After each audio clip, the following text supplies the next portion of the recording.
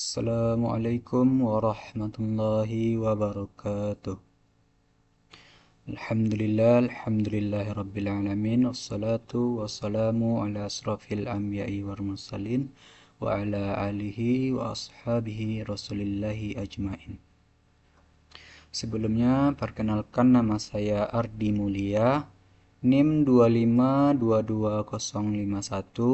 Saya mahasiswa dari UIN Syekh M. Jamil Jambek Bukit Tinggi, Fakultas FTIK atau Fakultas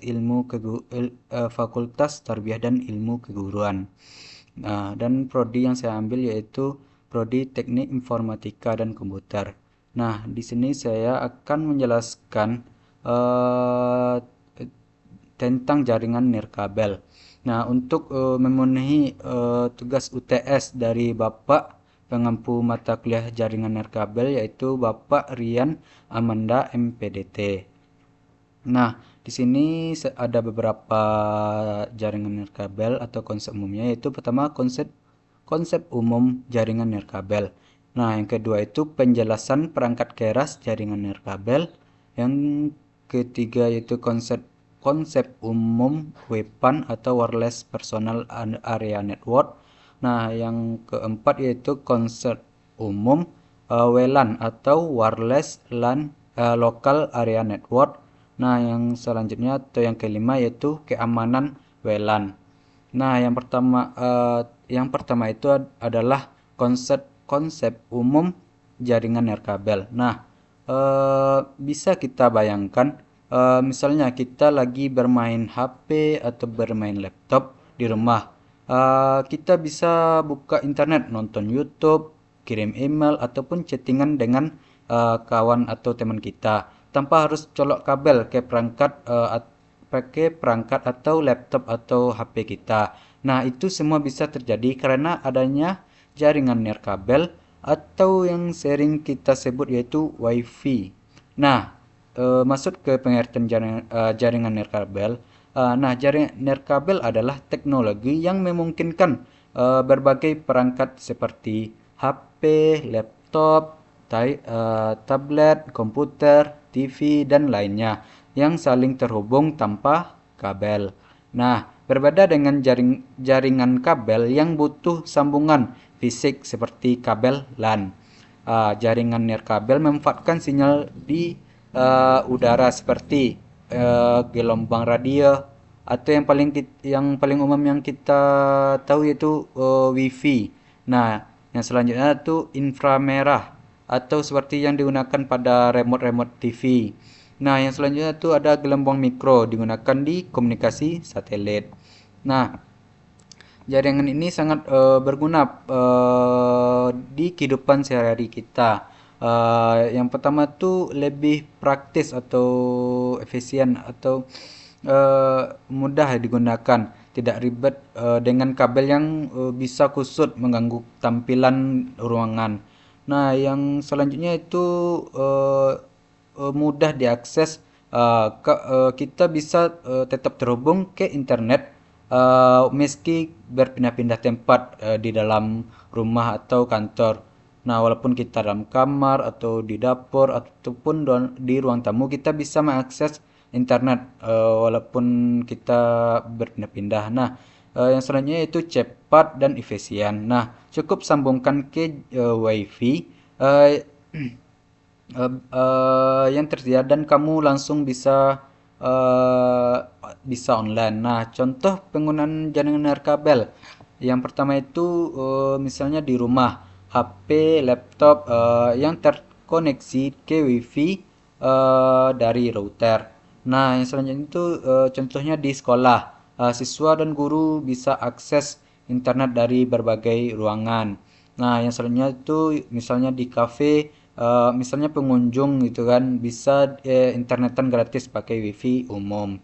Nah, keuntungan dari jaringan kabel yang pertama itu atau keuntungan lainnya, yang pertama itu tidak perlu bongkar pasang kabel. Nah, yang kedua itu biaya instalasi lebih murah. Nah, yang ketiga cocok untuk bangunan bertingkat atau area terbuka. Nah, yang selanjutnya yaitu gampang dikembangkan, eh, tinggal tambah perangkat tanpa ribet. Nah, ada penjelasan selanjutnya yaitu perangkat keras jaringan nirkabel atau penjelasan yang kedua. Nah, untuk membentuk jaringan nirkabel, eh, tentu kita memerlukan beberapa perangkat keras hardware. Nah, yang membantu perangkat kita bisa terhubung dan berkomunikasi. Nah, mungkin ada beberapa alat yang penting pada jaringan nirkabel. Nah, yang pertama itu router wireless yang bisa kita kenal tuh kayak WiFi. Nah, router adalah alat yang paling sering kita jumpai di rumah. Nah, bentuknya seperti kotak kecil dengan lampu indikator yang banyak itu dan antena dua di atas. Nah, tugas utama dari router ini adalah menerima koneksi internet dari penyedia layanan internet. Nah, lalu memancarkan sinyal WiFi tadi agar bisa ditangkap oleh perangkat kita seperti laptop, HP, eh, ataupun TV dan lainnya. Nah, yang kedua yaitu akses point. Nah, akses point adalah kalau router tadi kan sudah memancarkan sinyal. Sedangkan akses point ini berfungsi memperluas jangkauan sinyal WiFi tadi. Nah, terutama di tempat yang sinyalnya lemah, misalnya di sekolah besar atau gedung kantor. Eh, contoh sederhananya yaitu misalnya kita mempunyai rumah yang bertingkat. Nah, yang router kita terletak pada lantai satu. Nah, kan pada lantai dua kan sinyal tuh lemah kan. Nah, di situ kita di lantai dua itu kita bisa memasang access point. Nah, kegunaan access point ini, access point itu menangkap sinyal dari router. Nah, menangkap dan menyebarkan. Nah, untuk kita ambil gitu. Nah, yang selanjutnya yaitu wireless adapter. Nah, ini adalah alat yang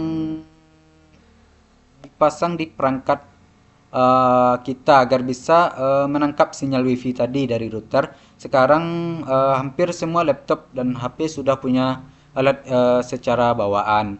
Nah, tapi kalau kita pakai komputer desktop lama, kita mungkin perlu beli wireless adapter tambahan.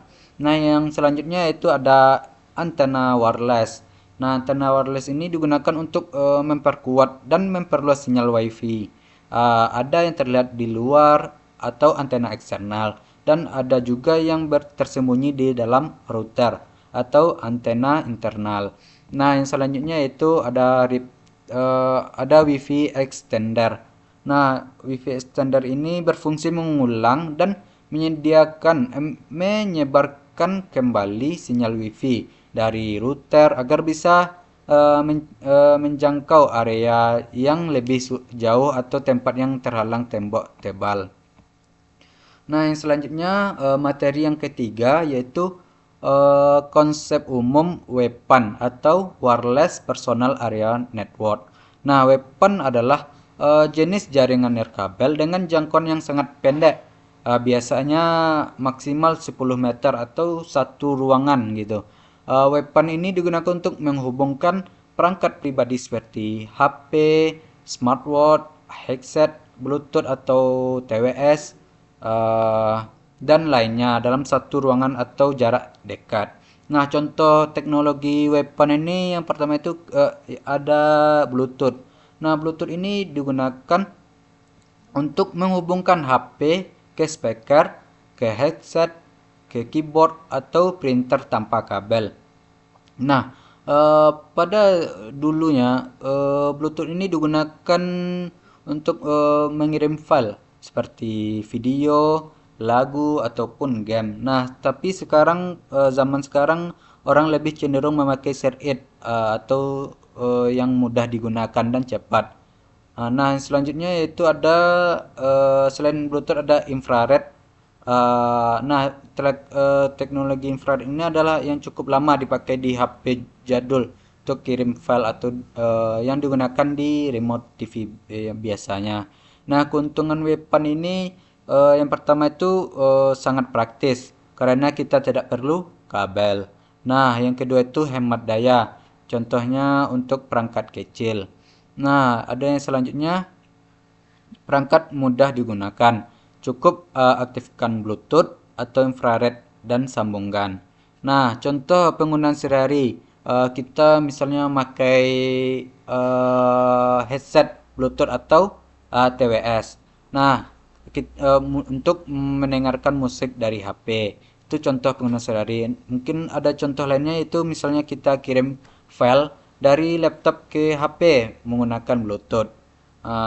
Dan yang materi yang keempat yaitu konsep umum WLAN atau wireless local area network. Nah, pada WLAN ini adalah singkatan ya yang saya sebutkan tadi yang artinya jaringan nirkabel dalam skala lokal seperti contohnya rumah, sekolah, kantor ataupun lainnya. Biasanya WLAN ini yang paling sering kita temui dengan namanya WiFi. Nah, WLAN menggunakan standar IEEE dalam 802.11 yang memungkinkan perangkat kita terhubung ke jaringan dan saling berbagi data atau koneksi internet tanpa kabel. Nah, komponen-komponen utama dari WLAN ini adalah pertama itu routers atau access point, sama yang kayak di atas untuk memancarkan sinyal. Nah, yang kedua itu wireless adapter di perangkat kita untuk menangkap sinyal tersebut. Nah, manfaat dari WLAN ini adalah bisa digunakan oleh banyak perangkat sekaligus.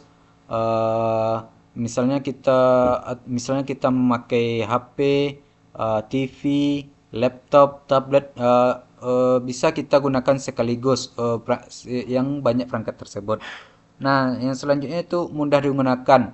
Cukup sambungkan ke jaringan dan langsung online. Misalnya kita tinggal menghidupkan WiFi dan kita bisa langsung online dan mudah mencari informasi. Nah, selanjutnya tuh fleksibel. Nah, bisa dipakai sambil berpindah-pindah tempat di dalam bangunan. Walaupun kita di dalam kamar ataupun di luar, kita bisa mengaksesnya.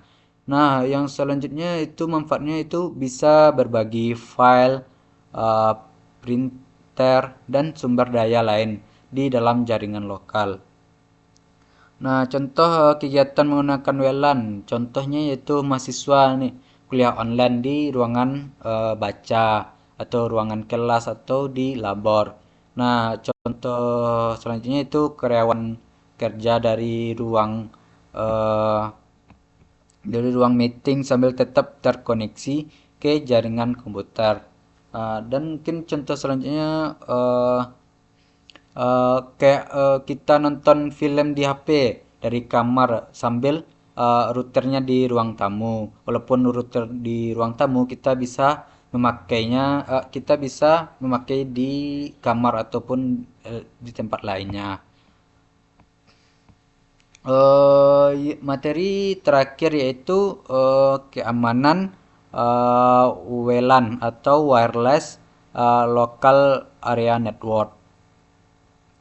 Nah, karena sinyal WiFi dipancarkan ke udara, maka siapa saja yang berada dalam jangkauan sinyal tersebut bisa mencoba menyambungkan ke jaringan, baik dengan izin maupun tanpa izin. Nah, kalau tidak diamankan, jaringan WLAN ini bisa dimasuki orang asing tanpa izin atau yang sering kita sebut nebeng internet. Nah, mungkin dan disadap data oleh orang-orang jahat, mungkin diserang hingga koneksi menjadi lambat atau bahkan tidak bisa dipakai. Nah, ancaman yang bisa terjadi di WLAN ini yaitu pertama itu penyusup. Orang lain pakai wifi kita gitu kan tanpa izin, bikin internet kita tuh jadi lemot, lambat gitu kan. Karena ada orang yang menyusup wifi kita. Eh, nah, yang selanjutnya yaitu perangkat pencurian data. Data kita, data yang kita kirim seperti email ataupun password bisa disadap eh, ketika kita menggunakan WLAN ini. Nah, yang selanjutnya yaitu serangan dari DOS atau Denial of Service. Jaringan dibuat sibuk hingga kita itu tidak bisa terhubung gitu. Nah, selanjutnya yaitu cara mengamankan WLAN atau wireless local area network. Pertama itu gunakan password yang kuat, atau jangan pakai, misalnya kan kebanyakan kita itu pakai kan admin atau passwordnya itu 123 gitu kan. Kalau semisal itu biasanya mudah disadap. Nah, gunakan password yang sulit untuk penyusup atau pencuri itu menyadap atau mencuri WiFi kita.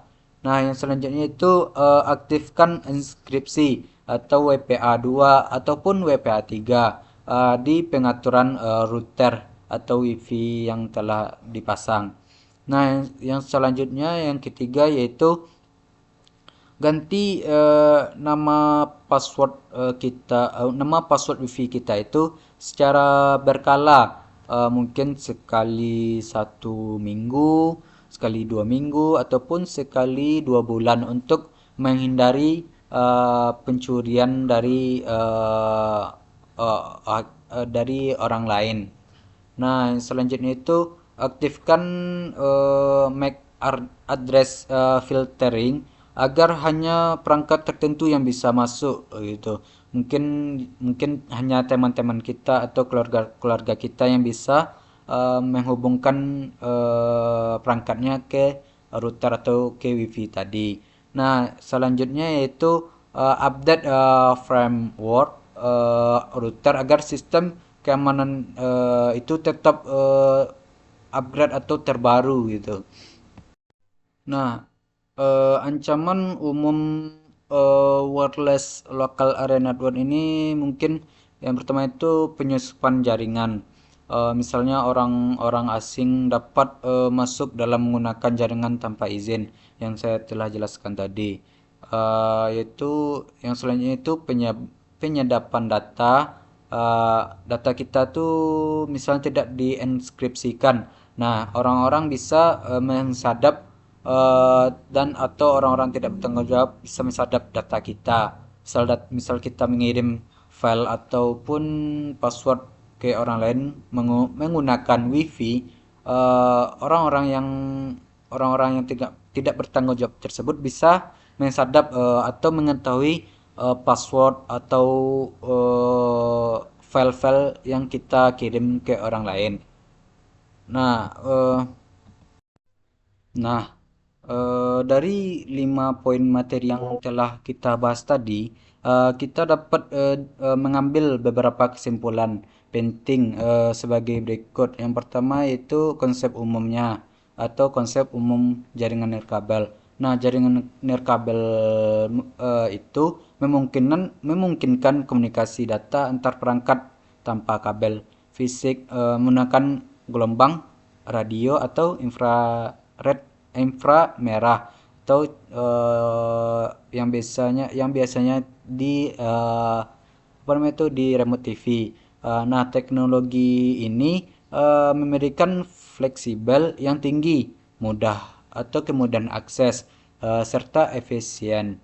Biaya dalam membangun dan mengolah jaringan.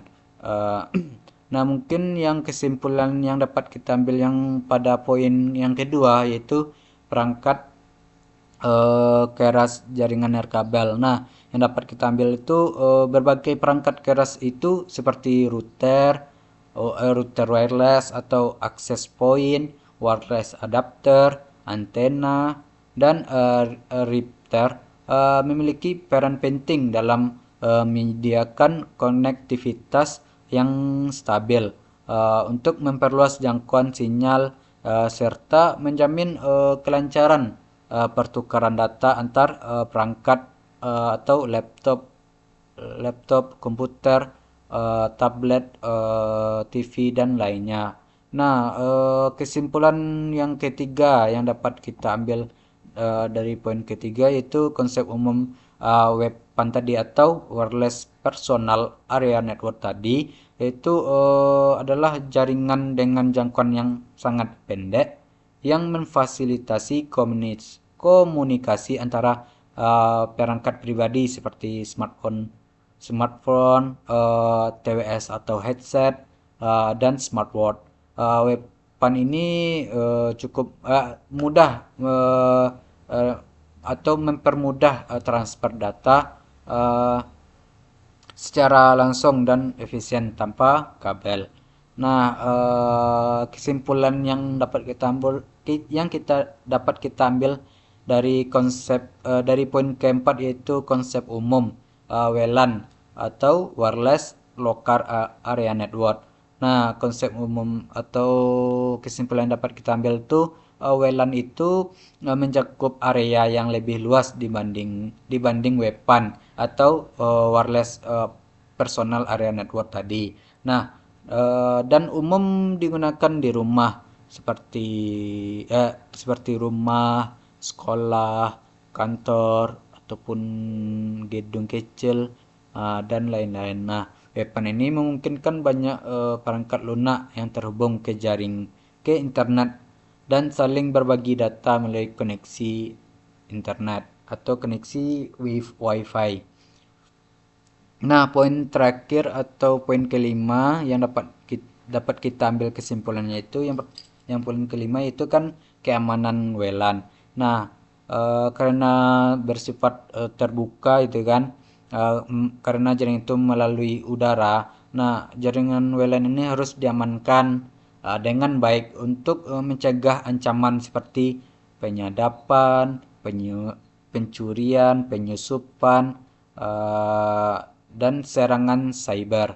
Nah, langkah-langkah keamanan seperti inskripsi, WPA2 ataupun WPA3 atau penggantian password default firewall dan update firewall atau firmware.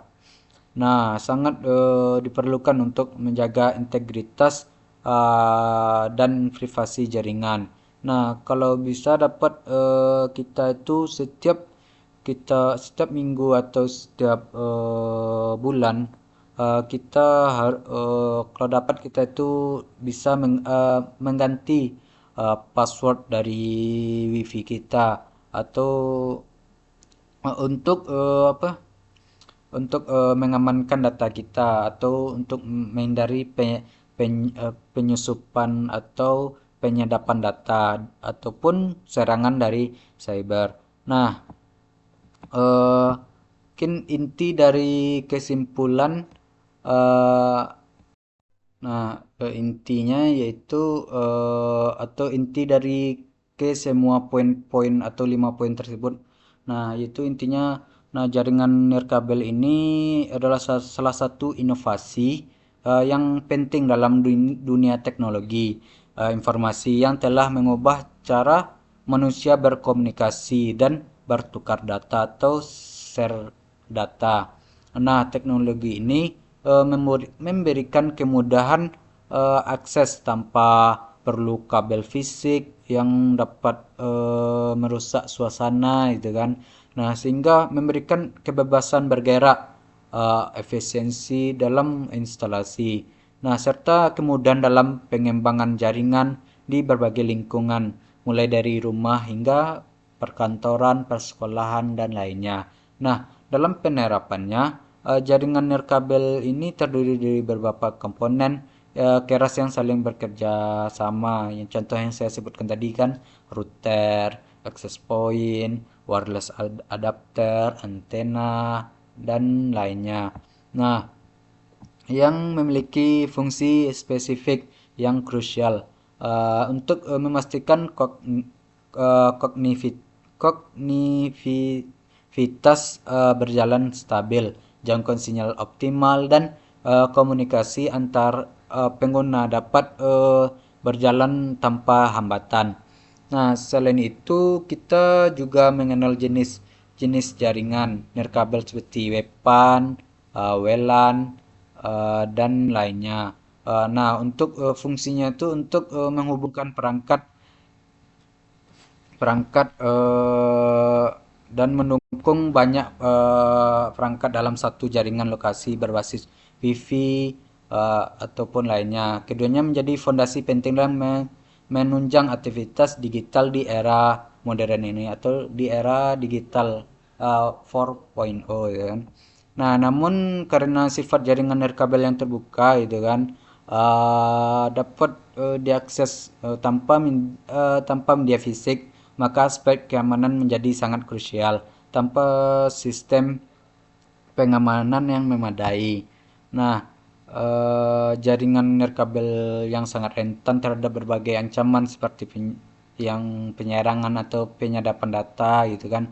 Nah, mungkin secara keseluruhan pemahaman yang mendalam terhadap konsep komponen, jenis, dan keamanan jaringan kabel sangat penting untuk dapat merancang pengelola dan memanfaatkan jaringan secara efektif.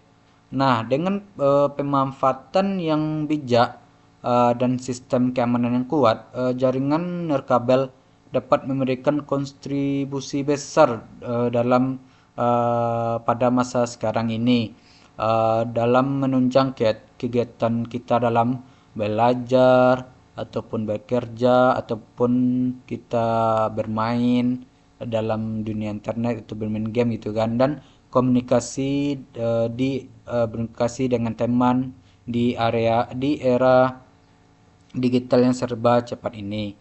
Nah, mungkin itu saja penjelasan dari saya. Eh, Mohon maaf atas kekurangan atau tingkah laku dalam saya membuat video ini. Eh, Wabillahi taufik wal hidayah. Assalamualaikum warahmatullahi wabarakatuh.